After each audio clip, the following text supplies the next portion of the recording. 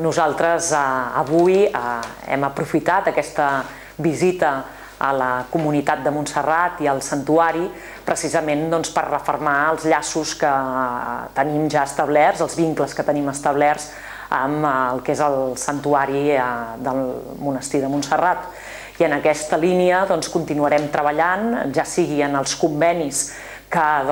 provenien del mandat passat, però aquest mandat continuaran en relació a la recuperació d'aquest patrimoni arquitectònic. Per tant, per nosaltres és important que puguem ser presents i seguir presents en la recuperació d'aquest patrimoni arquitectònic del santuari, però també amb altres tipus de col·laboracions, com pot ser a nivell d'edicions o a nivell de publicacions, perquè també hi ha una part de patrimoni immaterial que és molt important i que cal que es pugui conservar i preservar. Per tant, la nostra idea serà la de continuar col·laborant amb la comunitat en tots aquells eixos que